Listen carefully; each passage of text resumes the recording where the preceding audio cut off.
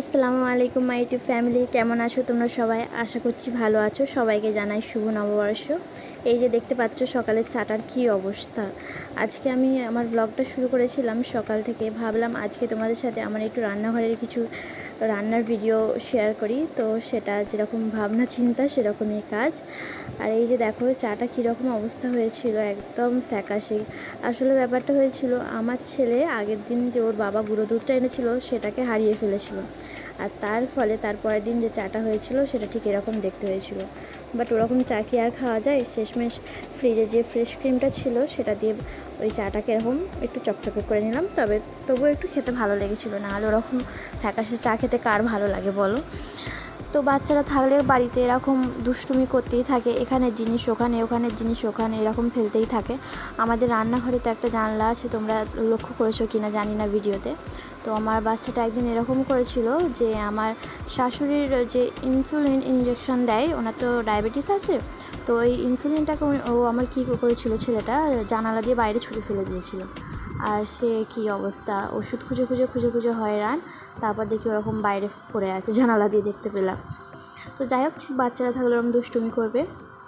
আজকে চলো তোমাদের সাথে একটু রান্নার ভিডিও শেয়ার করি।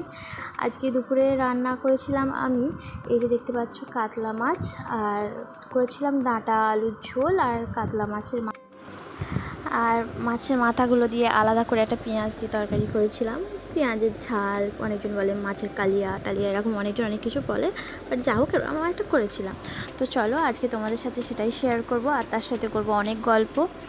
তো এখানে আমি ভালোভাবে মাছের মাথাগুলোতে, মাছের পিসগুলোতে এভাবে নুন হলুদ আর লঙ্কা গুঁড়ো মাখিয়ে নিচ্ছি। মাছের মাথাগুলোর ভিতরে তো মশলা যায় না, ওরকমভাবে একেবারে সব কিছু ঢেলে মাখালে, তো আমি সেখানে হাত দিয়ে এখানে ভালোভাবে ভেতরগুলোতে দিয়ে দিচ্ছি।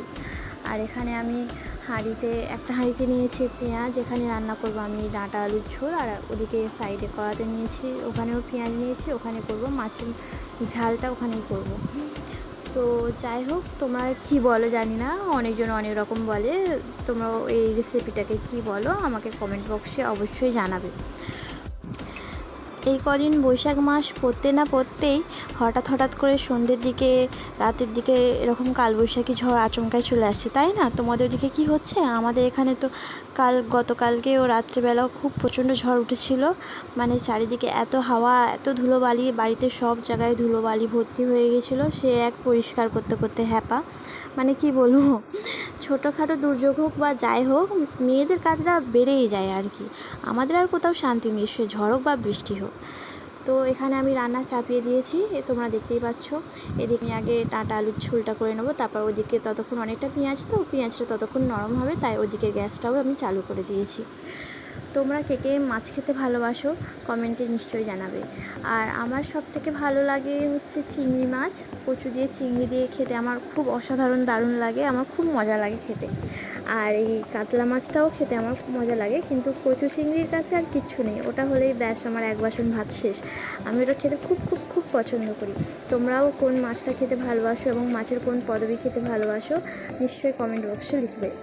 তো এখানে আমি দেখতেই পাচ্ছ ভালোভাবে এখানে পেঁয়াজ টিয়াজ নেড়ে মশলাগুলো দিয়ে ভালোভাবে কষিয়ে নিচ্ছি। তারপর এতে আমি দিয়ে দেব ডাঁটা আর আলু, আর ডাঁটা আর আলুগুলোকে ভালোভাবে কষানো হয়ে গেলে তারপর আমি এর মধ্যে টমেটো দিয়ে শেষে, আর তারপর জল দিয়ে দেবো। তো এখানে আমার এদিকে ডাঁটা আলুর ঝোলটা হয়ে গেছে, আর আমি এদিকে তারপর মাছের তরকারিটার মশলাটা ভালোভাবে কষিয়ে নেব। এখানে পেঁয়াজগুলো গোটা গোটা থাকলে তো একদমই ভালো লাগে না, তাই আমি এভাবে লাকড়ি যেরকম টুকে টুকে পেঁয়াজগুলোকে আর কি পেস্ট টাইপের করে নিচ্ছি, তাহলে দেখবে পেঁয়াজগুলো খুব সহজেই পেস্ট হয়ে যাবে। এমনিতে একটু বেশি করে জল দিয়ে কষালে অটোমেটিকই হয়ে যায়, বাট আমি একটু তাড়াহুড়োর মধ্যে ছিলাম, যেহেতু বাড়িতে আমার শাশুড়ি মা ছিল না, আর আমার বাচ্চাটা তখন আমাকে খুব একটু বিরক্ত টাইপের করছিল। জানেনই তো ছোটো বাচ্চা থাকলে যা হয়, তবুও আমার ছেলেটা বাইরের এমনি অনেক আদার্স বাচ্চার থেকে তবু একটু শান্ত। কেননা ও কীরকম জানো তো, ও ও হচ্ছে বাইরে গেলে একদম ভালো ভদ্র ছেলে, সবাই বলবে বাবা মনীষা তোর ছেলেটা তো কী ভালো, একটুকু দুষ্টুমি করে না, একটু অন্যায় করে না, কিন্তু ও যে কী দোষী সে যে ঘরে আসে সেই জানে।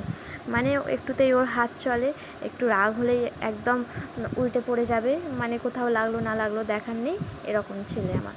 যাই হোক, এখানে এই মাছের তরকারিটাও হয়ে এসছে। এখানে আমি মশলাটা ভালোভাবে কষিয়ে তাতে পানি দিয়ে আর এখানে মাছের মাথাগুলো সব দিয়ে দিলাম।